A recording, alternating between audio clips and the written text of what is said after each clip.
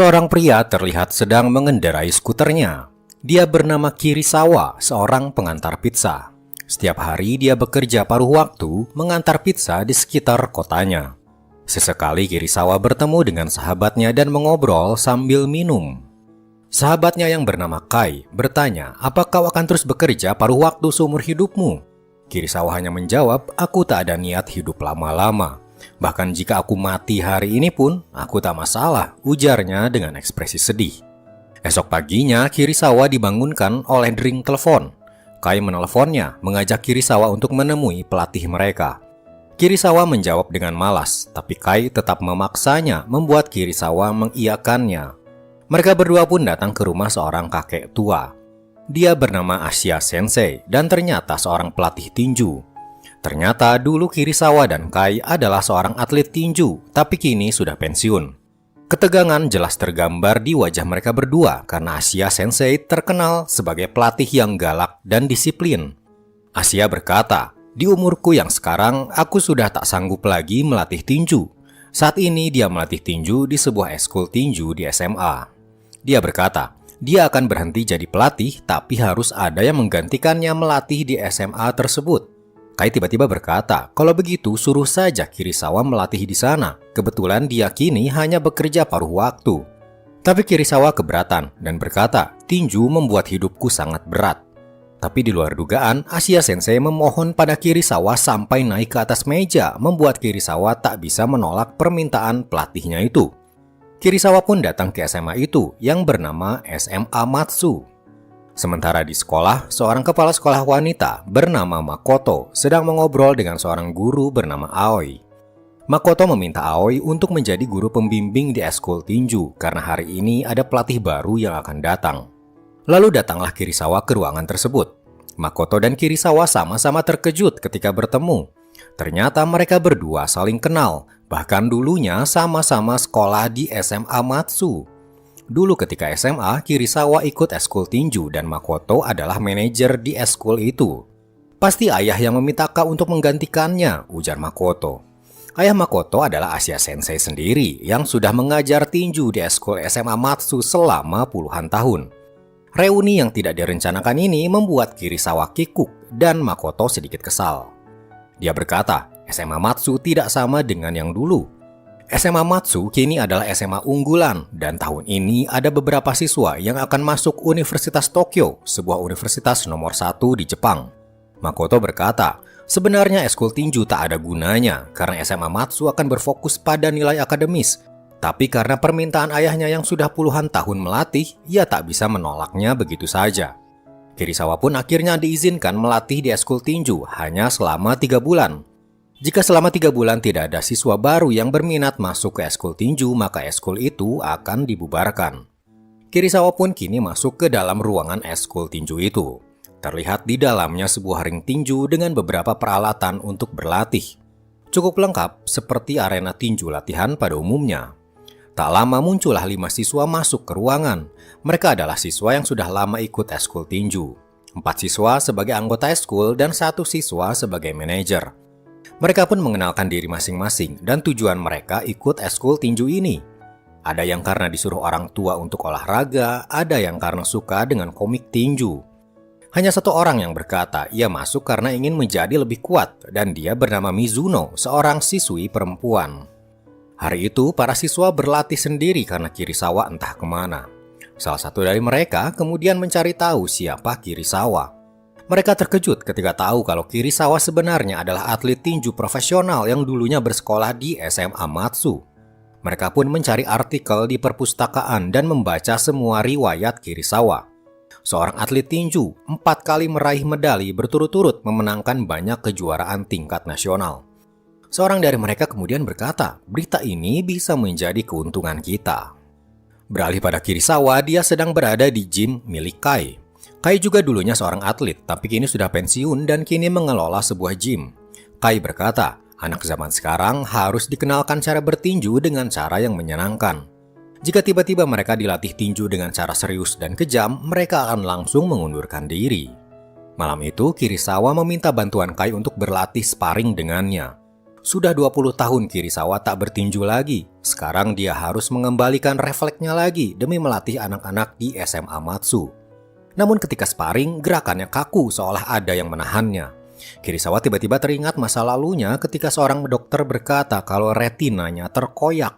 Kemudian ingatan istrinya yang terbaring di rumah sakit membuatnya tak fokus. Kai sampai harus berteriak pada Kirisawa agar tetap fokus. Selesai berlatih, Kai menelpon Asia Sensei memberitahu tentang Kirisawa. Ternyata mereka berdua sengaja menyuruh Kirisawa agar kembali ke dunia tinju karena selama ini mereka melihat Kirisawa seolah tak punya keinginan untuk hidup, pasti karena trauma masa lalunya. Malam harinya, Kirisawa mengantar pizza lagi ke suatu tempat. Dia mengantar pizza ke sebuah atap rumah. Di sana beberapa berandalan sedang nongkrong. Dengan sopan, Kirisawa meminta pembayaran untuk pizzanya. Tapi mereka berkata, Kirisawa salah mengirim jenis pizzanya. Mereka pun mengambil paksa pizzanya dan menyuruh Kirisawa pergi. Seorang dari mereka mencoba menendang, tapi Kirisawa refleks menghindar. Ia pun dipegangin dan ditendang lagi hingga Kirisawa tersungkur. Tapi di luar dugaan, Kirisawa berkata, kalau hari ini aku mati, aku tak keberatan. Tak akan ada yang menangisi jika aku mati. Ia pun bangkit dan justru mempersilahkan mereka untuk memukulnya. Kirisawa malah berkata, kalau kau ingin menghajar orang, hajarlah bagian rahangnya dengan tinjumu. Kirisawa langsung mempraktekannya membuat mereka terkejut. Kirisawa berkata, kalau kalian tak mau menghajarku, bayar pizzanya sekarang. Mereka kini ketakutan karena tahu sepertinya pengantar pizza satu ini orang aneh, tapi jago berkelahi. Mereka pun membayar pizzanya. Esok paginya, para siswa dari eskul tinju mengajak anak kelas 1 untuk ikut bergabung ke eskul tinju. Mereka pun berkata pelatih kita nanti adalah mantan atlet profesional dan sudah mendapatkan banyak medali. Ketika Kirisawa sampai ke sekolah dan masuk ke ruangan eskul, ia kaget karena banyak siswa baru ada di sana. Para anggota eskul berkata mereka ini siswa kelas 1 dan ingin melihat penampilan atlet profesional ketika bertanding. Tanpa Kirisawa tahu, mereka berniat untuk melakukan sparring tanding untuk menarik minat siswa baru. Tentu saja Kirisawa menolak, namun para anggota eskul terus memaksanya hingga akhirnya Kirisawa terpaksa menyetujuinya. Mereka pun bersiap memakai perlengkapan dan siap bertanding. Yang akan melawan Kirisawa adalah siswa kelas 3 bernama Kaito. Aoi tampak khawatir dan berpesan pada Kirisawa jangan sampai melukai Kaito. Kirisawa pun tahu hal itu dan selama pertandingan dia akan mencoba menghindar saja. Pertandingan pun dimulai dan Kaito langsung menyerang. Kirisawa hanya menghindar dan mengelak. Tapi tampaknya Kaito tak puas jika Kirisawa hanya menghindar saja dan berteriak, ayo seriuslah melawanku. Aku ingin menjadi lebih kuat, teriaknya lagi. Tiba-tiba Kirisawa memasang kuda-kuda dan memukul sisi kanan perut Kaito. Kaito terjerembab menahan sakitnya. Semua yang menonton berteriak histeris. Tapi di tengah erang kesakitannya, Kaito berkata, terima kasih telah bertarung dengan serius. Lihatlah, ujarnya pada yang lain. Jika kalian masuk klub tinju, kalian akan bisa hebat seperti Kirisawa tadi. Namun semua siswa kelas 1 yang menonton malah meninggalkan ruangan. Kaito pun langsung dilarikan ke rumah sakit. Setelah diperiksa, menurut dokter, Kaito mengalami retak di rusuknya dan harus beristirahat. Tapi untungnya rusuknya akan sembuh seperti sedia kala. Ao yang mendampinginya berkata kalau ini harus dilaporkan ke pihak sekolah. Tapi Kaito memohon agar jangan memberitahunya. Kaito berkata, ini adalah kesalahannya sendiri, bukan Kirisawa. Lalu teman-teman seklub yang lain pun datang dan ikut memohon pada Aoi agar kejadian ini jangan dilaporkan. Seorang siswi bernama Mizuno berkata, jika dilaporkan maka Kirisawa akan dipecat. Padahal mereka sudah menunggu lama ada seorang pelatih yang bersedia melatih mereka tinju. Aoi dan juga Kirisawa tertegun melihat mereka memohon seperti itu. Keesokan harinya, Kirisawa kembali datang untuk melatih. Ia terkejut melihat ada 3 siswa kelas 1 ternyata ingin ikut bergabung. Ternyata perjuangan Kaito sampai rusuknya retak membuahkan hasil, membawa anggota baru untuk eskul tinjunya. Ditambah lagi, Aoi pun ternyata tidak melaporkan kejadian Kaito yang terluka ke pihak sekolah. Aoi berkata, dia baru kali ini melihat kesungguhan para siswa di sebuah eskul. Dan dengan adanya 3 anggota baru, maka eskul tinju pun tidak akan dibubarkan dan akan terus berlanjut. Namun keesokan harinya lagi, pagi itu Kirisawa dipanggil ke ruang kepala sekolah. Makoto dan wakil kepala sekolah mendapat info kalau ternyata salah satu anggota di eskul tinju ada yang terluka, padahal Aoi sudah merahasiakan info itu. Ternyata salah satu guru mencoba menginterogasi beberapa siswa apa yang waktu itu terjadi ketika sparring Kirisawa dan Kaito. Guru itu pun mendapat info dari siswa kelas 1 yang waktu itu menonton kalau Kaito terluka di bagian rusuknya hingga retak. Makoto sebagai kepala sekolah tak terima hal itu terjadi. Karena ditambah lagi Kaito adalah murid pintar yang diharapkan akan masuk Universitas Tokyo, universitas nomor 1 di Jepang. Pihak sekolah pastinya tak ingin terjadi apa-apa pada Kaito. Akibat berita ini, maka Makoto berkata Kirisawa akan dipecat dan tidak akan melatih tinju lagi di sekolahnya. Tapi tiba-tiba datanglah Kaito ke ruangan itu. Dia berkata berita dirinya terluka tidaklah benar. Ia bahkan memukul-mukul rusuknya yang sakit, ingin memperlihatkan dirinya tak apa-apa. Kirisawa menghentikan Kaito agar cederanya tak bertambah parah. Lalu Kaito berkata pada Makoto, "Aku berjanji aku akan giat belajar dan masuk Universitas Tokyo. Jadi aku mohon jangan pecat Kirisawa," ujarnya. Akhirnya Makoto tak bisa menang melawan keinginan Kaito dan mengizinkan Kirisawa melatih di eskul tinju kembali. Terlihat Kaito sangat kesakitan karena tadi meninju rusuknya sendiri.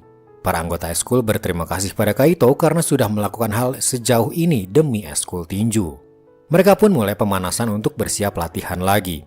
Setelah pemanasan, mereka meminta Kirisawa untuk segera melatih mereka karena sudah beberapa hari ini Kirisawa hanya melihat mereka berlatih sendiri.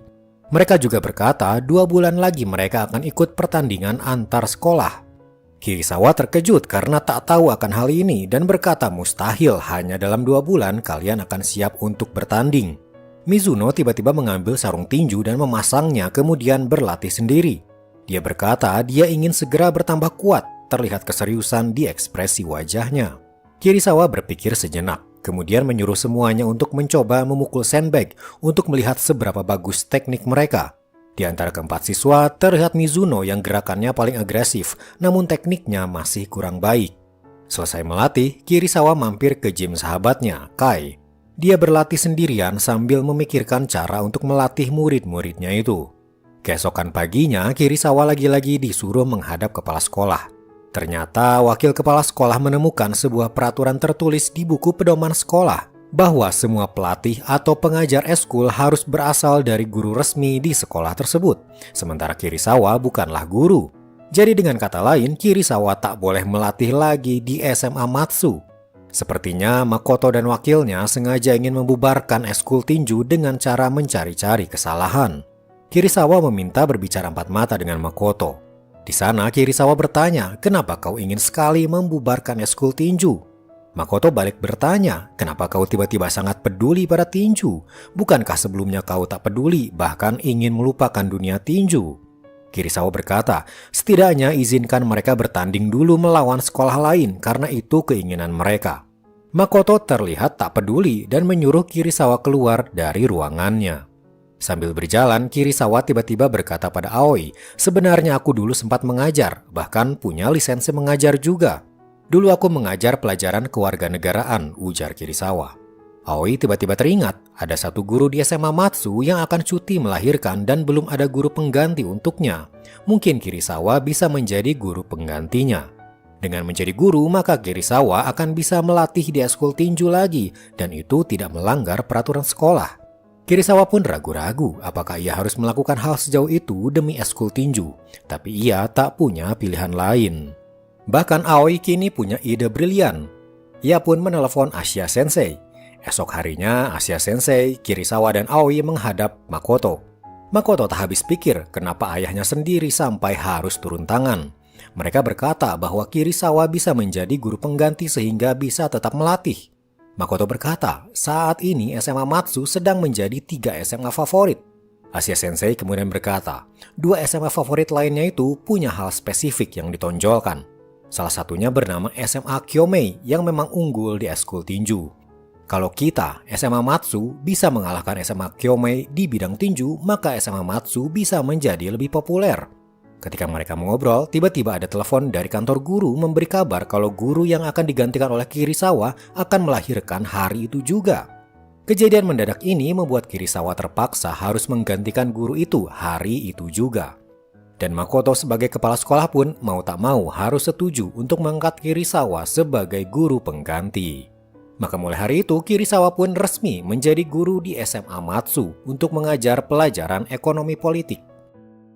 Jadi kini, selain harus melatih tinju, Kirisawa pun harus mengajar di kelas. Sementara itu, di rumahnya, Aoi dan anaknya sedang menonton pertandingan tinju. Rupanya Aoi ingin belajar tinju lebih dalam agar bisa menjadi pembimbing yang baik untuk SMA Matsu. Beralih ke rumah Mizuno, dia yang sedang belajar tiba-tiba dikagetkan dengan kedatangan seorang pria. Dia adalah ayah Mizuno yang datang dalam keadaan mabuk. Ayahnya tiba-tiba marah hingga mencoba menyakiti ibu Mizuno. Mizuno langsung memasang kuda-kuda bersiap untuk menghadapi ayahnya. Esok paginya ketika Kirisawa baru saja memarkir sepedanya, dia bertemu dengan Mizuno. Mizuno tiba-tiba berkata, "Tolong ajarkan padaku agar menang berkelahi dengan lelaki dewasa." Kirisawa bingung apa maksud Mizuno itu. Lalu terdengar suara bel masuk membuat Kirisawa meninggalkan Mizuno karena ia harus mengajar. Selesai sekolah, para anggota eskul tinju mulai berlatih lagi. Hanya Mizuno yang terlihat diam. Lalu tiba-tiba Mizuno mendatangi Kirisawa dan berkata, "Aku ingin sparring dengan sensei." "Tapi kau belum cukup kuat," ujar Kirisawa. Mizuno terus meminta untuk sparring, tapi Kirisawa juga terus menolak. Lalu akhirnya Mizuno berkata, "Kalau begitu aku berhenti saja dari eskul tinju," ujarnya kemudian pergi dari sana. Aoi dan seorang temannya mencoba menahan Mizuno. Temannya itu bertanya, "Apa orang itu datang ke rumahmu lagi?" Orang yang dimaksud adalah ayah Mizuno. Setelah Aoi tahu sedikit tentang apa yang terjadi, dia pun mendiskusikannya dengan kepala sekolah Makoto. Kirisawa pun ikut mendengarkan. Menurut catatan biodata Mizuno, ayahnya itu bukanlah ayah kandung. Ayah kandungnya sudah meninggal dan ibunya pernah menikah lagi lalu bercerai. Tapi walaupun sudah bercerai, ayah tirinya ini masih sering datang ke rumah Mizuno hanya untuk menyakiti Mizuno dan ibunya. Itulah mengapa Mizuno ingin menjadi lebih kuat agar bisa melawan ayah tirinya yang jahat itu. Kirisawa keluar ruangan sambil merenungi apa yang terjadi pada Mizuno. Lalu ketika Kirisawa di ruang guru, ia mendapat telepon dari Kai. Ternyata Mizuno datang ke gymnya Kai memintanya untuk melatihnya agar bisa menang berkelahi. Kirisawa pun datang ke sana, namun di luar dugaan, ia mengizinkan Mizuno berlatih dengan Kai. "Turuti saja kemauannya," ujar Kirisawa pada Kai. Kai pun akhirnya mengajari Mizuno cara memukul yang disebut body blow, yaitu pukulan cepat ke arah perut kanan lawan. Jika dilakukan dengan benar, lawan akan langsung merasa sakit hingga ke punggung, saking ampuhnya pukulan tersebut. Selesai latihan, Mizuno pun berjalan pulang dengan Kirisawa. Kirisawa berkata, "Aku tahu apa yang terjadi antara kamu dengan ayahmu." Kirisawa kemudian memberikan nomor teleponnya untuk berjaga-jaga jika terjadi sesuatu. Sampai di rumah, Mizuno ternyata menemui Aoi datang mengunjungi rumahnya. Aoi sudah tahu cerita sebenarnya dari ibu Mizuno. Aoi menyarankan kasus ini dilaporkan saja pada polisi. Esok harinya, ketika para anggota eskul berlatih, Aoi mendapat kabar dari manajer eskul kalau Mizuno diam-diam berlatih di sebuah gym. Aoi pun segera datang ke gym tersebut yang tak lain adalah gym Kai. Tak lama, Kirisawa pun menyusulnya dan berkata kalau Mizuno diperbolehkan berlatih atas izin dirinya. Tapi Aoi tak setuju karena bisa saja Mizuno akan terluka jika benar nanti dia berkelahi dengan ayahnya. Kirisawa dan Aoi pun berbicara di ruangan belakang sementara Mizuno masih berlatih dengan Kai. Di ruangan itu, Kirisawa berkata pada Aoi, "Mizuno sekarang ini berlatih bukan hanya untuk berkelahi melawan ayahnya, tapi juga untuk melindungi ibunya. Dari kesungguhannya, aku bisa melihat kesungguhan Mizuno yang tak mengizinkan ada orang menyakiti orang yang disayanginya." Esok harinya ketika Kirisawa mengantar pizza, dia bertemu dengan seorang anak kecil bermain sendirian. Anak itu bertanya pada Kirisawa, "Apa kau pengantar pizza?" Anak itu kemudian terlihat berlatih tinju. Kirisawa pun penasaran dari mana dia tahu gerakan tinju. Anak itu menjawab, dia sering menonton video pertandingan tinju dengan ibunya. Lalu sebuah telepon masuk ke ponselnya Kirisawa dari Mizuno. Dia memberitahu sebentar lagi ayah tirinya akan datang lagi ke rumahnya. Kirisawa pun harus melakukan sesuatu. Lalu kemudian ayahnya pun sampai di rumah Mizuno dan meminta untuk masuk. Mizuno terlihat ketakutan, namun tiba-tiba muncul Kirisawa dari dalam rumah. Ayahnya kaget ada pria muncul di rumah Mizuno. Kirisawa langsung menyeret ayahnya itu keluar menuju suatu tempat.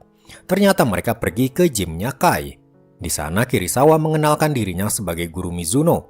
Kirisawa juga tahu ayah Mizuno datang ke rumah Mizuno hanya untuk menyakiti Mizuno dan ibunya. Ayah Mizuno akhirnya bercerita, "Hidupku sedang sangat sial." Kirisawa berkata, "Hidupmu yang sial, tapi kau melampiaskan kekesalanmu pada Mizuno dan ibunya? Sesial apa hidupmu sebenarnya?" tanya Kirisawa. Tiba-tiba Kirisawa mengajaknya ke atas ring. "Ceritakan kesialan di hidupmu, dan aku juga akan bercerita kesialanku. Nanti Mizuno yang akan menjadi jurinya." Ayah Mizuno awalnya bingung apa maksud Kirisawa, tapi akhirnya dia naik ke atas ring. Kirisawa berkata, "Kita akan bertanding siapa di antara kita berdua yang paling sial. Orang yang kurang sial akan dipukul oleh Mizuno," ujar Kirisawa. "Dan nanti yang kalah harus menuruti apapun yang diminta si pemenang." Pertandingan pun dimulai dan ayah Mizuno mulai bercerita bahwa ketika ia baru lulus kuliah, dia sulit mendapatkan pekerjaan. "Itulah kesialanku," ujarnya. Giliran Kirisawa bercerita, "Dulu aku seorang atlet tinju dan sempat ditunjuk akan ikut olimpiade. Tapi di sebuah pertandingan aku terluka, sebuah pukulan di mata merobek retinaku. Dokter bahkan berkata aku tak akan bisa bertinju lagi. Impianku menjadi atlet olimpiade hancur hanya gara-gara satu pukulan itu," cerita Kirisawa. "Mizuno, dari kedua cerita kami, siapa yang kurang sial, pukullah dia," ujar Kirisawa pada Mizuno. Mizuno melihat ke arah mereka berdua lalu memutuskan memukul ayahnya. Ayahnya terjerembab hingga sulit bernafas, tak menyangka pukulan anaknya sebegitu kuatnya. "Kita mulai ronde kedua," ujar Kirisawa. Ayah Mizuno bercerita lagi, "Ketika aku bekerja di sebuah bank, rekan kerjaku yang lain merendahkanku dan sampai hari ini aku belum juga naik jabatan."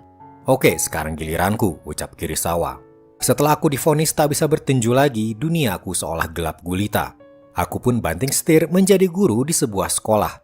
Setahun kemudian aku menikah dengan seorang wanita, tapi tak lama istriku mengidap kanker dan setahun kemudian dia meninggal. Tak hanya dunia tinju yang meninggalkanku, kini orang yang paling kusayang juga meninggalkanku." Mizuno tanpa segan memukul ayahnya lagi, menilai kalau cerita hidup Kirisawa sangat memprihatinkan. "Ayo ronde ketiga," Kirisawa menantangnya lagi. Ayah Mizuno bercerita lagi, "Aku dicampakkan oleh ibu Mizuno gara-gara aku sering mabuk." Giliran Kirisawa bercerita, "Setelah kematian istriku, aku seperti mayat hidup. Tapi aku terus berusaha hingga akhirnya memutuskan membuka usaha restoran yakitori. 13 tahun aku membangun usaha yakitori itu dan aku merasa akhirnya aku menemukan cahaya untuk hidup lagi. Tapi tahun 2020 ketika pandemi melanda, usahaku bangkrut. Rasa frustrasi kembali menyelimutiku. Aku kembali jadi mayat hidup." Mizuno kembali memukul ayahnya untuk yang ketiga kalinya.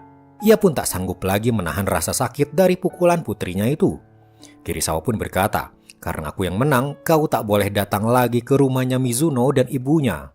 Satu hal lagi, tak ada gunanya terperangkap di masa lalu. Tetaplah masa depan untuk menemukan tujuan hidupmu. Apa kau sendiri sudah menemukannya?" tanya ayah Mizuno. Kirisawa tak menjawab, tapi ia melihat ke arah Mizuno dan Aoi, seolah berkata, "Aku telah menemukannya." Akhirnya masalah Mizuno pun sudah selesai dan kini dia bisa kembali fokus berlatih di eskul tinju. Kirisawa pun kini terlihat semangat melatih murid-muridnya itu. Pertandingan antar sekolah tinggal 1 bulan dan suatu hari terlihat Kaito dan seorang anggota eskul bernama Tama sedang berlatih sparring. Tapi lama-kelamaan mereka terlihat bernafsu, tak menggunakan teknik lagi. Kirisawa pun menghentikan mereka berdua yang sudah seperti berkelahi. Kirisawa mengajak mereka berdua keluar. Sementara itu, kepala sekolah Makoto dan para guru sedang rapat mengenai kompetisi antar sekolah. Tak hanya eskul tinju, tapi ada beberapa eskul lain juga yang akan berkompetisi. Makoto berkata, jika eskul tinju kalah dalam kompetisi nanti, maka Kirisawa akan dipecat. Aoi terlihat tak setuju, tapi pihak sekolah tetap pada keputusannya itu. Kembali pada Kirisawa, dia sedang melerai Kaito dan Tama yang sedang bersih tegang karena ternyata Tama menyukai manajer eskul mereka bernama Ai dan ingin menembak dia saat itu juga. Kaito dan Kirisawa menasehati Tama agar fokus dulu untuk pertandingan karena jika dia menyatakan perasaannya pada Ai sekarang, bisa jadi suasana di eskul akan canggung dan mereka tak bisa lagi fokus. Lalu ketika Tama pergi, Kaito mengaku pada Kirisawa kalau sebenarnya dia juga menyukai Ai. Kini Kirisawa yang gantian menasihati Kaito agar jangan dulu mencampuri urusan cinta dengan latihan tinju. Kaito berjanji akan fokus berlatih dan baru akan menyatakan cintanya pada Ai jika dia menang di pertandingan. Esok harinya mereka kembali berlatih dan wakil kepala sekolah datang ke ruangan eskul untuk melihat. Tak lama kemudian datang juga Kai, sahabat Kirisawa. Dia diminta datang oleh Aoi untuk ikut melatih para anggota eskul dengan harapan bisa meningkatkan performa mereka. Para anggota eskul terlihat bersemangat ketika mereka tahu kalau Kai adalah mantan atlet nasional juga dan sudah memenangkan banyak pertandingan seperti Kirisawa. Kai pun memberikan satu gerakan menyerang bernama hook knockdown. Terdiri dari 3 gerakan cepat, diawali dengan hook kiri, lalu pukulan body blow ke perut, diakhiri dengan hook kanan. Jika bisa dipraktekkan dengan benar, gerakan ini bisa menjadi serangan berbahaya bagi lawan. Mereka pun segera berlatih gerakan tersebut, terutama Kaito dan Tama yang akan mengikuti kompetisi antar sekolah 1 bulan lagi. Di akhir latihan, sebelum pulang, Kirisawa berkata pada Kaito kalau dia harus fokus berlatih pukulan 1-2 saja atau pukulan dasar.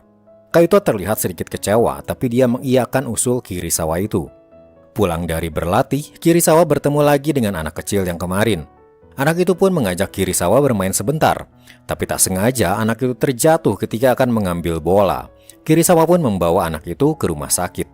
Untungnya kakinya hanya keseleo. Dari sana Kirisawa mengantar anak itu ke rumahnya.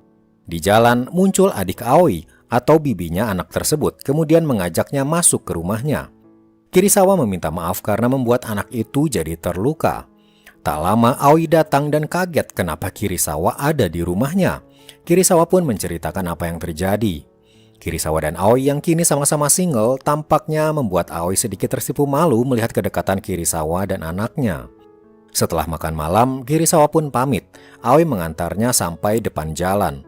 Di sana Aoi bertanya kenapa Kaito disuruh untuk fokus pukulan 1-2, padahal tadi siang Kai mengajari semuanya gerakan menyerang yang ampuh. Kirisawa berpendapat Kaito tidak terlalu bagus dalam teknik pukulan, maka dari itu dia harus fokus berlatih pukulan dasar 1-2 dulu. Dia tak bisa langsung menguasai pukulan lainnya jika pukulan dasarnya tak sempurna. Maka selama beberapa hari hingga mendekati hari kompetisi, Kaito pun fokus berlatih pukulan 1-2 bersama Kirisawa, sedangkan yang lain sudah berlatih pukulan kombinasi yang lebih rumit. Hingga pada suatu hari ketika kompetisi tinggal menghitung hari, Kirisawa dan Aoi mendengar seseorang sedang berlatih di ruangan eskul. Mereka pun melihat ke dalam, ternyata Kaito sedang berlatih sendirian dan dia berlatih gerakan yang diajari Kai, bukan 1-2. Kirisawa pun langsung menegurnya dan bertanya, sejak kapan kau berlatih sendiri gerakan tersebut? Kaito menjawab, dia diam-diam selalu berlatih sendiri gerakan hook knockdown tersebut karena dia ingin memenangkan pertandingan.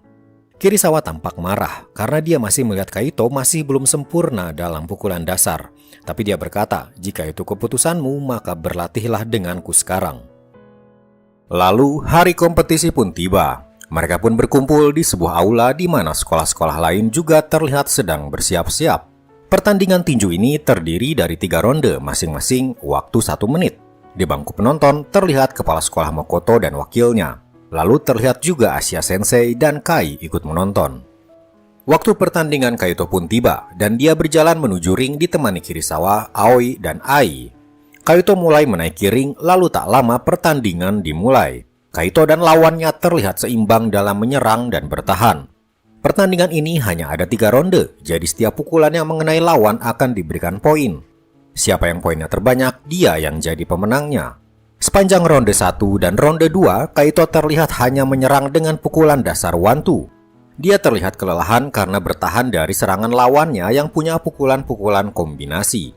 Lalu di ronde ketiga, tiba-tiba Kirisawa berkata, di ronde ini keluarkan gerakan hook knockdown karena sepertinya lawanmu kini menganggapmu hanya bisa pukulan 1-2.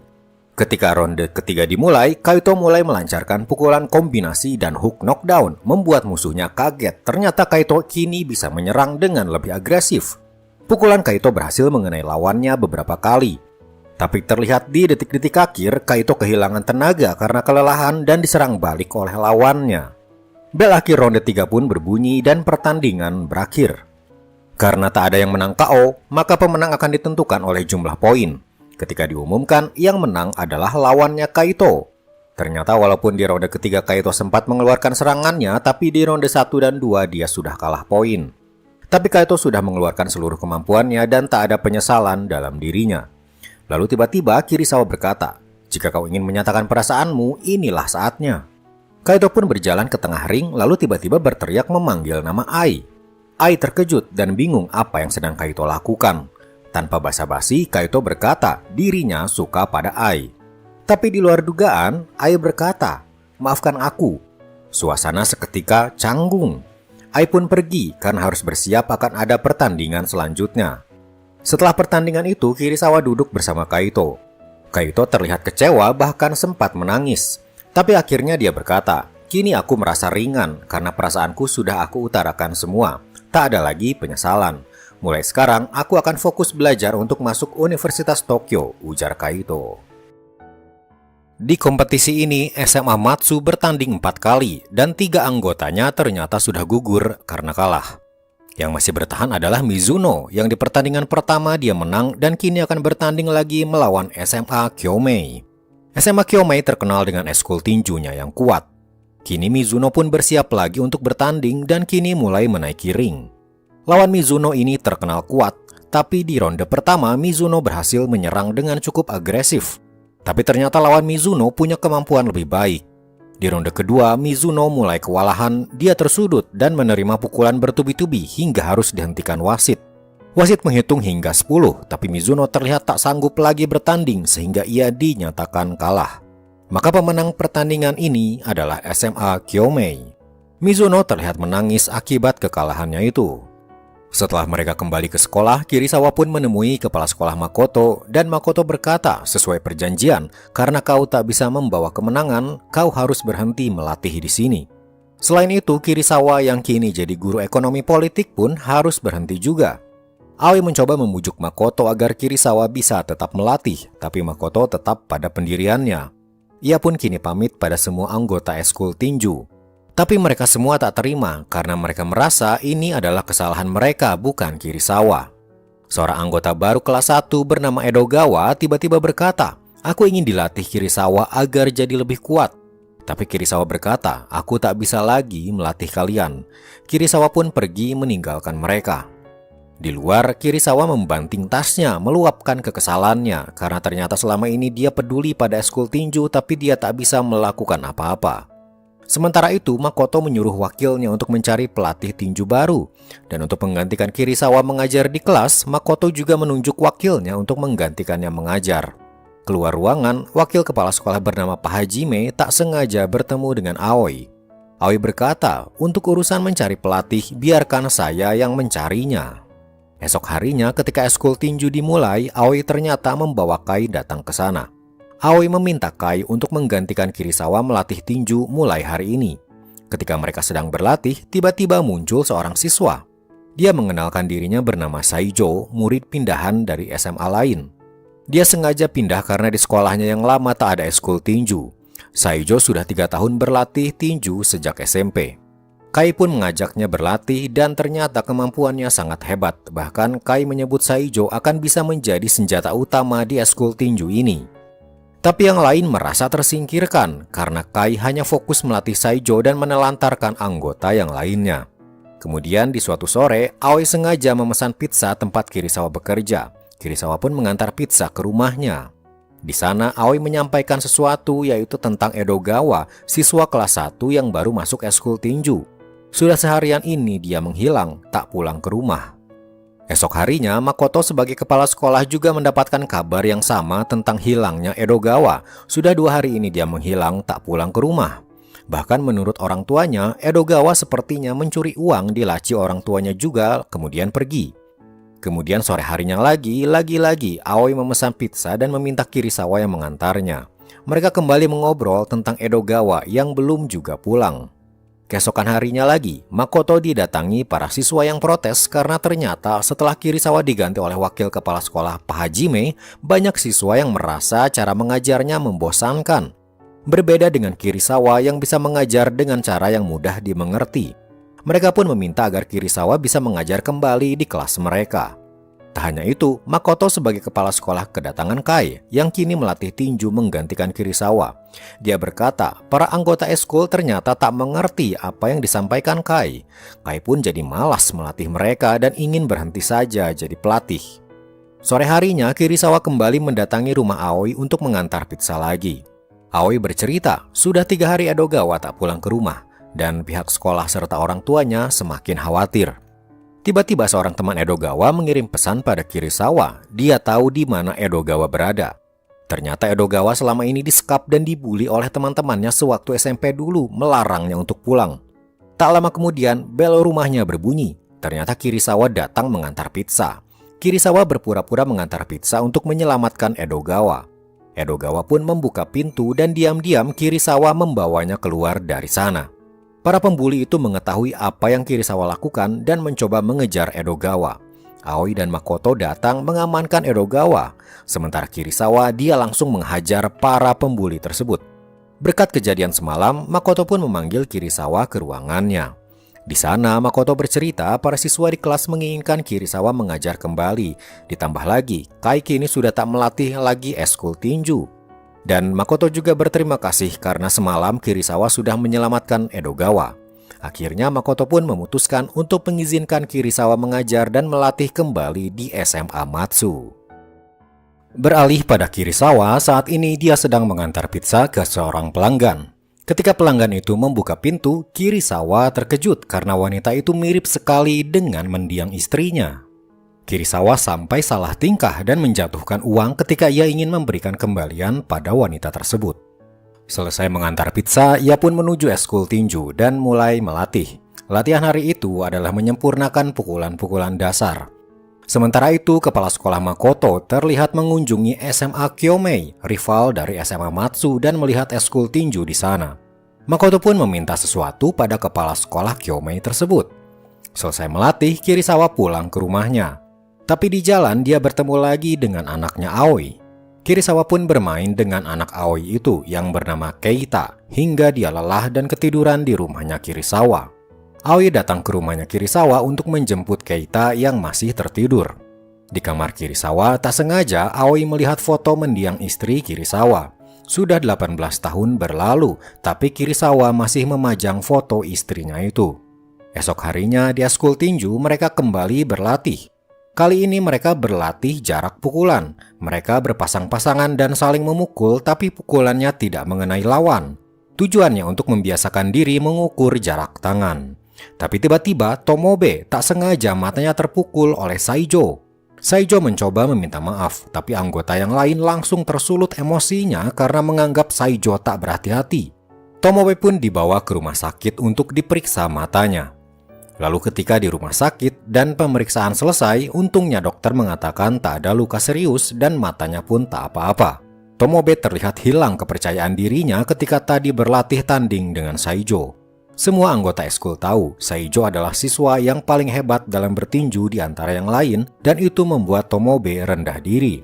Tapi Kirisawa bercerita, dulu ada seorang siswa yang tak pandai dalam bertinju. Namun karena dia setiap hari berlatih, akhirnya dia bisa menjadi atlet tinju nasional.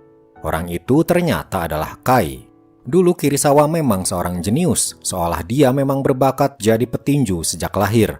Namun Kai yang biasa-biasa saja, karena setiap hari latihan keras, kemampuannya akhirnya bisa setara dengan Kirisawa dan menjadi atlet hebat juga. Lalu terdengar suster di sana memanggil untuk memberikan obat. Aoi mendatanginya, tapi tiba-tiba ia terkejut ketika melihat suster itu.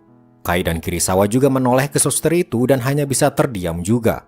Ternyata dialah wanita yang mirip dengan istrinya Kirisawa. Sekarang mereka bertemu lagi. Pulang dari sana, semua orang hanya bisa terdiam sambil berjalan mengingat kemiripan suster tadi dengan istrinya Kirisawa. Keesokan harinya, di ruang guru, Makoto datang ke sana dan mengumumkan sesuatu yang di luar dugaan. Ternyata kemarin Makoto datang ke SMA Kyomei meminta untuk latih tanding antar sekolah. Hal ini tidak diketahui Kirisawa sebelumnya. Aoi terlihat protes karena pihak eskul tinju tidak ada yang tahu hal ini. Tapi Kirisawa terlihat tidak ambil pusing, malah berkata dia akan melakukan latih tanding tersebut. Namun setelah Makoto keluar ruangan, Kirisawa mengejarnya dan bertanya apa maksud tujuan Makoto meminta latih tanding dengan SMA Kyomei. Makoto berkata, terkadang anak-anak tidak akan terbakar semangatnya jika mereka tak disambar api. Ia pun memukul perut Kirisawa sambil berkata, kau harus serius mengurus eskul tinju ini, ujar Makoto.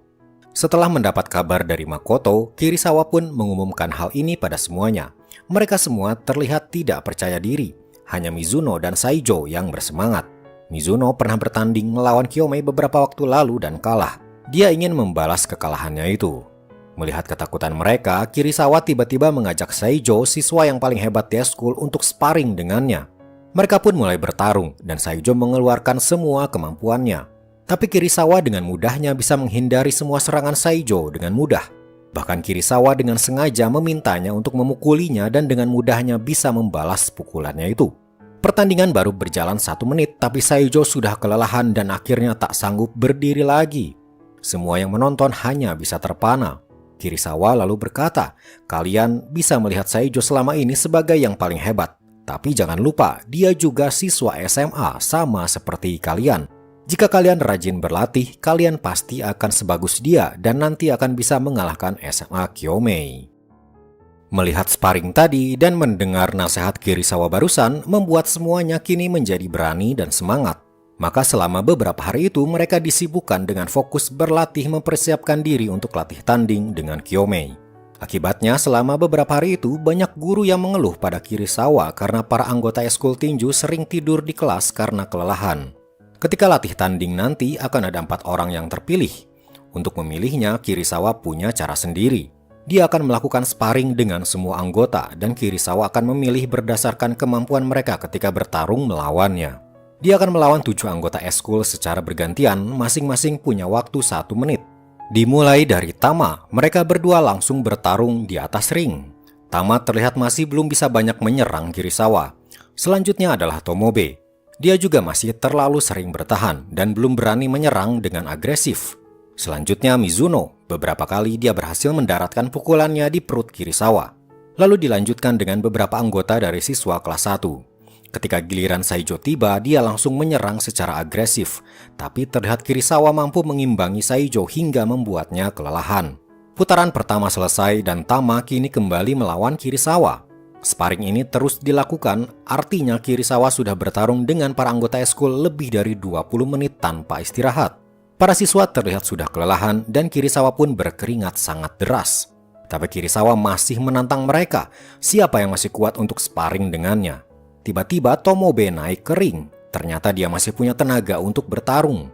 Mereka pun mulai sparring lagi dan kali ini Tomobe terlihat semakin baik dalam menyerang. Hingga akhirnya sebuah pukulan di perut membuat Kirisawa ambruk. Tomobe berhasil mengalahkan Kirisawa. Sambil masih berbaring dan terengah-engah, Kirisawa berkata, yang ikut dalam latih tanding dengan SMA Kyomei adalah Tama, Mizuno, Amatsu, dan Tomobe. Saijo terlihat syok dirinya tidak disebut. Padahal sepertinya dia yakin dirinya pasti akan diikut sertakan karena dia memang hebat dalam bertinju. Namun keputusan Kirisawa tak bisa diubah dan akhirnya pertandingan dengan SMA Kyomei pun tiba. Sementara di saat yang bersamaan, Saijo terlihat kesal. Di jalan tiba-tiba dia menyenggol kakak kelasnya. Dia langsung disuruh meminta maaf. Saijo yang moodnya sedang tak enak, tiba-tiba terlihat memukuli mereka hingga terkapar. Kebetulan seorang guru lewat di situ dan melihat ketika Saijo menghajar kedua kakak kelasnya itu. Sementara itu, ketika pertandingan dengan SMA Kyomei berlangsung, Aoi menerima telepon dari sekolah, mendapat kabar kalau Saijo memukul kakak kelasnya. Pertandingan di sana pun terpaksa disudahi saat itu juga dan mereka langsung kembali ke sekolah. Saijo dan kedua murid itu dipanggil ke hadapan Makoto. Kedua murid itu berkata kalau Saijo duluan yang memulai perkelahian memukul tanpa sebab. Saijo pun disuruh meminta maaf, tapi dia tak mau melakukannya. Dia berkata, ini semua karena salah Kirisawa juga yang membuatku kesal karena tidak diizinkan bertanding melawan SMA Kyomei. Kejadian ini pun menjadi perbincangan serius di ruang guru. Mereka bertanya pada Kirisawa apa sebabnya Saijo tidak diizinkan ikut bertanding. Kirisawa menjawab, karena menurut feelingku ada yang lebih siap bertanding yaitu Tomobe. Para guru tidak terima dengan jawaban Kirisawa itu, karena memang di atas kertas Saijo punya teknik bertinju yang lebih baik. Makoto yang juga ada di situ akhirnya berkata, dengan adanya kejadian ini maka klub tinju akan dibekukan untuk sementara. Keputusan dari Makoto ini membuat para anggota klub tinju merasa marah dan tak terima. Mereka menyalahkan Saijo penyebab semua kekacauan ini. Namun apa boleh dikata, salah satu anggota terbukti memukul seseorang dan pembekuan klub menjadi peringatan keras dari sekolah. Mereka pun langsung pulang, belum bisa menerima kenyataan ini. Ketika Kirisawa dan Aoi akan pulang juga, mereka bertemu Makoto. Makoto berkata, "Sebenarnya ketika aku mendengar jawaban kalau kau menggunakan feelingmu untuk memilih siapa yang berhak bertanding, kau seperti dirimu yang dulu, seorang atlet yang punya feeling kuat dalam bertinju. Tapi aku juga sekarang seorang kepala sekolah dan tak bisa memihakmu. Dengan semua kekacauan ini, apa kau yakin akan bisa mengalahkan SMA Kyomei di tahun depan?" Kirisawa dengan pandangan tajam menjawab, "Aku yakin menang." Esok harinya, kedua murid yang dipukuli terlihat di depan sekolah sedang membuli seorang siswa. Kirisawa melihatnya dan bertanya tentang kejadian kemarin. Mereka berdua masih berkata kalau Saijo memukul mereka tanpa sebab. Kirisawa sambil terus memperhatikan mereka berdua yang terus-terusan membuli siswa itu. Setelah itu, Kirisawa akhirnya memutuskan untuk pergi ke rumah Saijo. Ternyata rumahnya berada di sebuah apartemen mewah di pusat kota. Kirisawa bertemu dengan ibunya sementara Saijo mengurung diri di kamarnya. Namun tak lama ibunya harus pergi karena ada keperluan. Tak lama keluarlah Saijo dari kamarnya. Dia bercerita sehari-hari seperti inilah keadaan di rumah. Orang tuanya sudah berpisah dan ibunya jarang ada di rumah. Kirisawa mencoba bertanya lagi apa yang sebenarnya terjadi dan bukankah ada seorang siswa lagi di sana yang tak kau pukuli. Tapi Saijo tetap tak mau bercerita. Setelah dari sana, Kirisawa bertemu dengan seorang pria yang ternyata adalah kakak dari mendiang istri Kirisawa. Mereka mengobrol bukan hanya sebagai keluarga, tapi ternyata kakak Kirisawa itu menawarkan ada seorang kenalan yang punya toko kosong. Dia menawarkan apakah Kirisawa berminat untuk membuka usaha restoran yakitori lagi.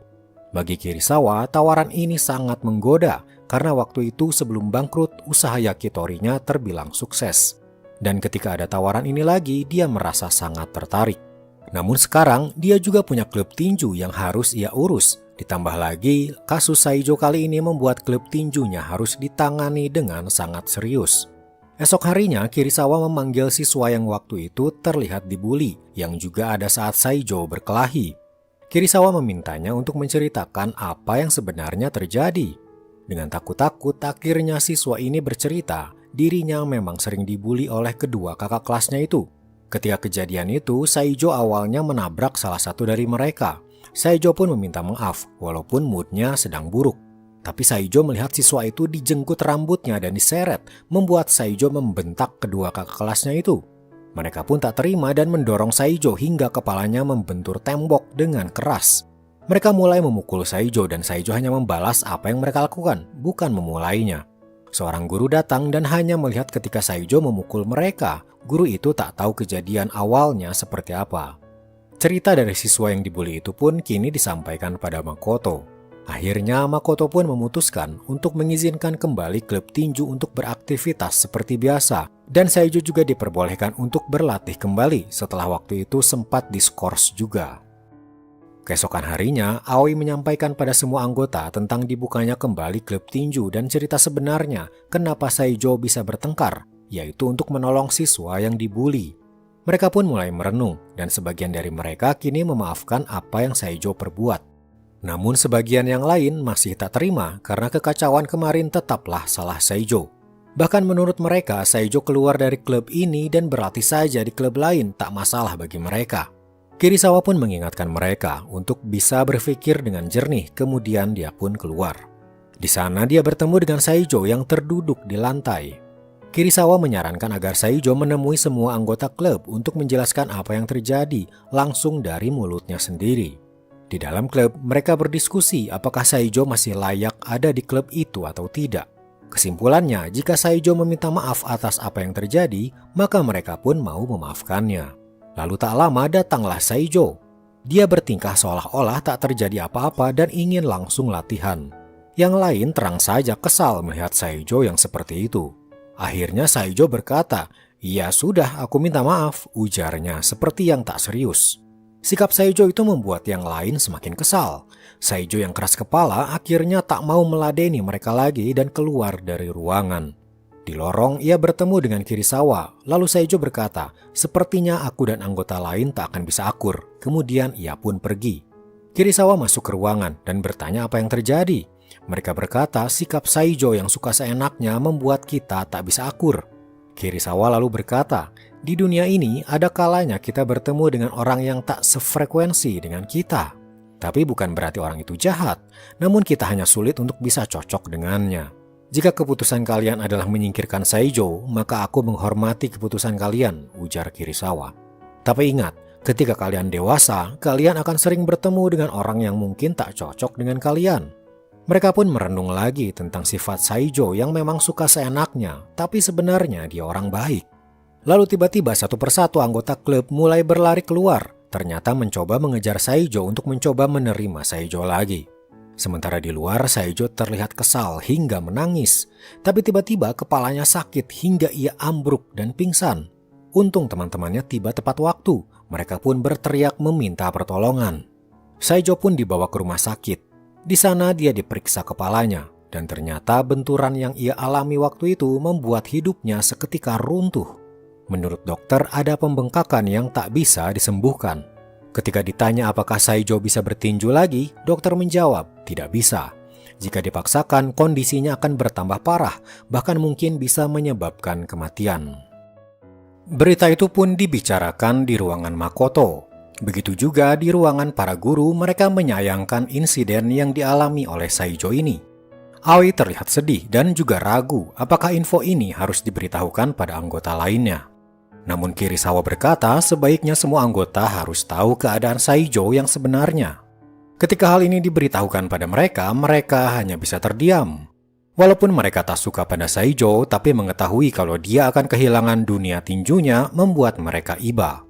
Kirisawa berkata, di dunia ini ada hal-hal yang tak bisa kita kendalikan, salah satunya adalah musibah. Keesokan harinya, Kirisawa pun bersiap untuk melatih di klub tinju. Di lorong sekolah, dia bertemu Saijo yang tampak terlihat baik-baik saja. Tak hanya itu, Saijo juga berkata, kini dia masuk ke eskul drama. Dia merasa senang karena di eskul itu dia dikelilingi gadis-gadis cantik. Kirisawa dan Aoi hanya bisa terbengong melihat Saijo yang tak terlihat sedikit pun bersedih atas musibah yang ia alami. Para anggota klub tinju pun tak percaya dengan apa yang mereka lihat. Saijo tengah berlatih vokal untuk bermain drama. Ketika mereka mulai latihan tinju, terlihat mereka tidak fokus. Kirisawa pun tahu mereka pasti masih memikirkan Saijo. Mereka mengakui Saijo adalah salah satu anggota terkuat dalam hal tinju dan kehilangan dia akan sulit memenangkan pertandingan melawan Kyomei di tahun depan nanti. Kirisawa pun memberi nasihat untuk percaya pada kemampuan sendiri. Sore harinya setelah mereka selesai sekolah, mereka berkumpul di ruang latihan dan berdiskusi apakah ada cara untuk menolong Saijo. Beralih pada Kirisawa, dia sedang makan bersama dengan kakak dari mendiang istrinya dan seorang pria.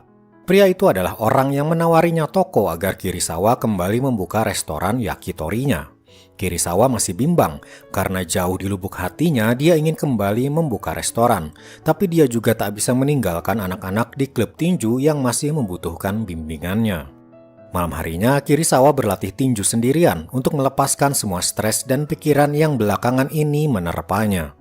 Dia pun curhat pada Kai tentang kegalauannya tentang membuka restoran dan menjadi pelatih. Setelah dari sana, diam-diam Kai mampir ke rumah pelatih Asia dan memberitahu apa yang sedang terjadi pada Kirisawa. Kai menyarankan pada pelatih Asia agar mengganti pelatih di klub tinju supaya Kirisawa bisa fokus membuka restoran. Tapi pelatih Asia menolaknya. Dia ingin Kirisawa tetap melatih tinju. Diam-diam, Makoto yang hari itu datang ke rumah orang tuanya mendengar percakapan mereka tentang Kirisawa. Esok paginya, Kirisawa tiba-tiba mendatangi Makoto dan meminta untuk berbicara empat mata dengannya. Kirisawa berkata dia berniat ingin membuka restoran yakitori lagi. Kirisawa juga berkata, apa aku boleh berhenti sebagai guru pengajar tapi masih diizinkan melatih? Karena dalam peraturan sekolah, Kirisawa harus menjadi guru dan mengajar di kelas jika ingin menjadi pelatih. Tapi Makoto berkata dia tak bisa melanggar aturan sekolah dan Kirisawa harus tetap menjadi guru jika ingin terus melatih. Sore harinya ketika Kirisawa melatih di klub, dia melihat Saijo di jendela sedang mengamati para anggota berlatih. Saijo pun pergi tapi dikejar oleh Kirisawa. Kirisawa bertanya tentang keadaannya dan Saijo mulai membuka apa yang selama ini ia rasakan. Dia ternyata belum bisa menerima kenapa bisa dirinya yang mendapat musibah ini sampai ia harus kehilangan tinju yang sangat disukainya. Ia pun sebenarnya tak suka dan tak cocok di eskul drama dan masih ingin terus bertinju. Kirisawa pun membagikan cerita hidupnya di masa lalu, sewaktu dia hampir saja menjadi atlet olimpiade, tapi tiba-tiba cedera di retina matanya membuatnya harus berhenti juga dari karirnya sebagai petinju. Saat itu seolah hidupnya hancur berantakan. Namun kini ketika Kirisawa bertemu dengan anak-anak di klub tinju, termasuk bertemu dengan Saijo, dia bisa mendapatkan arti hidup kembali. Kirisawa berkata pada Saijo, untuk saat ini kau pasti bersedih, bahkan tak apa jika kau menangis. Tapi yakinlah, kau akan bertemu dengan orang-orang yang akan membuatmu bangkit kembali. Saijo pun berbalik dan pergi. Kirisawa pun berteriak, memberitahu kalau Saijo tak sendirian. Kaito dan Aoi melihat kejadian itu, dan kini Kaito memberitahu pada anggota yang lain kalau sebenarnya Saijo masih sangat ingin bertinju. Mereka ingin melakukan sesuatu untuk membantu Saijo. Sore harinya, sehabis pulang sekolah, Kaito sengaja menemui Saijo yang sedang merenung sendirian. Dia mengajak Saijo makan dan mengobrol. Kaito berkata, jika kau ingin bersungguh-sungguh, ingin bertahan di dunia tinju, lakukanlah sebisamu. Jangan mengalihkan dirimu pada hal lain yang tidak cocok denganmu. Kami di klub tinju semuanya mengkhawatirkanmu, ujar Kaito. Beralih pada Kirisawa, esok harinya dia mendatangi Makoto untuk menyampaikan sesuatu. Kirisawa berkata, dia akan membuka restoran lagi, tapi juga akan tetap mengajar dan melatih di sekolah. Dia tahu mungkin tubuhnya tak akan sanggup dengan kesibukan yang akan ia hadapi. Tapi ini adalah impian Kirisawa dan dia tak akan menyia-nyiakannya. Lalu sore harinya ketika mereka latihan tinju, tiba-tiba Saijo datang membuat semua orang terkejut.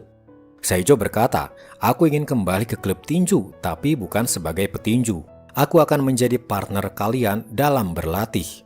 Saijo pun berkata pada Kirisawa agar mengizinkannya bergabung kembali ke klub tinju. Kirisawa pun menyetujuinya, sehingga mulai hari itu Saijo pun menjadi asistennya Kirisawa. Anggota klub tinju yang dulunya dipenuhi kekacauan dan perpecahan kini menjadi solid dan saling membantu. Kirisawa dan Aoi pun merasa menjadi lebih semangat ketika melatih mereka. Lalu pada malam harinya, Kirisawa diajak Aoi untuk makan malam di rumahnya lagi. Di sana, Kirisawa juga berkata kalau dia akan segera membuka restoran yakitorinya. Sementara itu, latihan di klub tinju juga semakin serius. Kaito bahkan sudah mengumpulkan data para petinju SMA Kyomei agar mereka bisa menganalisanya dan tahu di mana letak kelemahan dan kekuatan mereka. Ketika sedang berlatih, tiba-tiba pelatih Asia datang. Dia datang untuk melihat perkembangan klub tinju yang selama ini ia jalani, bahkan ketika Kirisawa masih bersekolah di SMA itu. Di jendela, diam-diam Makoto melihat anak-anak yang sedang berlatih. Makoto tampaknya juga cemas dan ingin tahu apakah klub tinju benar-benar bisa menjadi eskul yang bisa diandalkan atau tidak. Latihan mereka semakin terlihat intens. Namun para anggota klub menyadari sesuatu. Setiap habis latihan, Kirisawa langsung pamit terburu-buru. Aoi berkata, Kirisawa sedang mempersiapkan membuka restoran yakitorinya. Para anggota klub jadi merasa khawatir. Waktu Kirisawa untuk tetap fokus melatih mereka jadi terbagi dan tidak sepenuh hati. Sementara itu, Kirisawa mulai mempersiapkan segala sesuatunya untuk pembukaan restorannya. Jam 4 subuh dia sudah bangun dan membeli bahan-bahan makanan. Setelah itu paginya dia ke sekolah untuk langsung mengajar di kelas hingga sore. Sore harinya dia langsung melatih tinju hingga menjelang malam.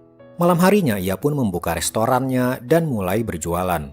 Di hari pertamanya buka, Kai, Aoi dan keluarganya datang untuk makan malam di sana. Hari itu cukup banyak pelanggan yang datang membuat Kirisawa langsung sibuk sendirian. Sampai rumah jam 1 malam, ia harus bangun lagi jam 4 pagi untuk mempersiapkan bahan-bahan masakan lagi. Hari-harinya kini sangat sibuk, bahkan Kirisawa hanya punya waktu 2-3 jam untuk tidur. Setelah beberapa hari berlalu, di suatu sore ketika ia melatih, tiba-tiba Kirisawa ambruk. Dia kelelahan karena dari subuh hingga tengah malam terus bekerja tanpa henti. Para anggota lain pun mulai cemas dan meminta Kirisawa untuk fokus melatih mereka saja. Tapi Kirisawa berkata, kehidupanku kali ini sangatlah berbeda dengan kehidupanku yang dulu. Dulu aku ingin mati, tak punya semangat hidup. Tapi begitu mengenal kalian, satu persatu impianku kembali terwujud. Aku jadi punya harapan untuk hidup. Saat ini memang hari-hariku sangat berat, tapi aku tak menyesalinya. Aku minta maaf jika tadi aku kelelahan dan berjanji hal ini tak akan terulang lagi, ujar Kirisawa. Diam-diam, Makoto melihat apa yang terjadi. Bagaimana Kirisawa tak hanya berjuang demi impiannya saja, tapi juga demi impian para anggota klub untuk bisa menang di pertandingan nanti. Hal itu membuatnya sedikit membuka hatinya. Malam harinya, Makoto pun datang ke tempat orang tuanya dan makan malam bersama. Di sana, Makoto berterus terang, selama ini dia berjuang hingga menjadi kepala sekolah SMA Matsu adalah untuk mendapatkan pengakuan dan kebanggaan dari ayahnya, Asia. Selama ini, Makoto menganggap Asia lebih memilih Kirisawa dan klub tinjunya dibanding dirinya, anaknya sendiri. Makoto bertanya pada ayahnya, jika nanti klub tinju bisa menang melawan SMA Kyomei, apakah ayah akan bangga padaku? Asia kemudian berkata, Makoto, kau adalah putriku. Tumbuh besarmu adalah kebanggaan bagiku. Ayah selalu bangga padamu. Makoto hanya bisa berkaca-kaca mendengar penjelasan ayahnya itu. Hal yang selama ini ia inginkan, mendapat pengakuan dari ayahnya, kini dia bisa mendengarnya langsung dari ayahnya itu. Esok paginya, Makoto tiba-tiba memanggil Kirisawa datang ke ruangannya. Makoto berkata pada Kirisawa, aku dan pihak sekolah sudah menimbang-nimbang dan akhirnya memutuskan kau tak lagi harus menjadi guru. Pihak sekolah akan mencari guru pengganti sehingga Kirisawa akan bisa fokus melatih saja di sekolah itu. Itu artinya Kirisawa akan punya banyak waktu istirahat setelah mengurus restorannya dan bisa fokus melatih juga di sore harinya. Ternyata hati Makoto yang selama ini keras tadi malam luluh oleh obrolan dengan ayahnya. Maka hari-hari pun kini Kirisawa fokuskan pada latihan para anggota klub. Selama hampir setahun, mereka terus latihan tanpa henti untuk mempersiapkan pertandingan melawan SMA Kyomei. Hingga tak terasa pertandingan yang ditunggu-tunggu pun tinggal 1 hari lagi. Di suatu sore, 1 hari sebelum pertandingan, Kirisawa mengajak semua anggota naik ke atas ring. Kemudian Kirisawa mengajak satu persatu untuk mengetes pukulan-pukulan mereka. Setiap selesai mengetes, Kirisawa memberikan nasihat untuk mereka yang akan bertanding besok. Tapi tak hanya mereka, Saijo yang tidak ikut bertanding pun diajak Kirisawa untuk adu pukulan dengannya. Kirisawa kemudian berkata pada Saijo, kemampuan anggota klub bisa sebaik ini juga berkatmu sebagai asisten. Semua yang ada di sana pun berterima kasih pada Saijo. Saijo terlihat terharu. Walaupun dia tak bisa bertanding, tapi dia bisa mengerahkan semua kemampuannya di dunia tinju untuk teman-temannya. Tak ketinggalan, Aoi pun diajak naik ke ring dan mencoba beberapa pukulan, dan di luar dugaan pukulannya sangat keras. Aoi kemudian berkata, aku sangat bersyukur bisa menjadi bagian dari klub tinju ini. Setelah itu mereka semua saling berangkulan dan berteriak, siap untuk menghadapi pertandingan esok hari. Esok harinya, pertandingan yang ditunggu-tunggu pun digelar. Dengan memakai baju biru, SMA Matsu mulai melawan SMA-SMA lain dulu. Setelah babak penyisihan, ternyata yang masuk ke pertandingan semifinal adalah Tama dan Mizuno, dan lawannya adalah SMA Kyomei.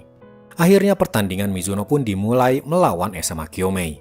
Terlihat Mizuno sekuat tenaga mengeluarkan kemampuannya, tapi lawannya sangat tangguh. Saat rehat, Mizuno tampak kelelahan, tenaganya terkuras habis. Dia bahkan berkata pada Kirisawa mustahil melanjutkan pertandingan ini. Kirisawa hanya berkata, dalam 2 menit di ronde berikutnya, musuhmu bukanlah SMA Kyomei, tapi dirimu sendiri. Kirisawa juga menyarankan untuk melakukan counter attack begitu ada kesempatan. Ronde pun dimulai lagi dan Mizuno kembali bertanding. Saat Mizuno dipukuli, tiba-tiba dia melihat celah dan langsung menyerang balik tepat di wajah lawannya. Pukulan-pukulan berikutnya langsung mengenai lawannya bertubi-tubi. Akhirnya lawan Mizuno tak mampu lagi berdiri dan Mizuno berhasil memenangkan pertandingan itu. Lalu kini giliran Tama yang melawan SMA Kyomei. Dan lagi-lagi kemenangan didapatkan oleh Tama juga. Kompetisi itu pun akhirnya dimenangkan oleh SMA Matsu dengan Mizuno dan Tama keluar sebagai pemenang. Kegigihan Kirisawa dan seluruh anggota klub tinju akhirnya membuahkan hasil kemenangan. Tak hanya itu, kini hidup Kirisawa pun telah berubah lebih baik.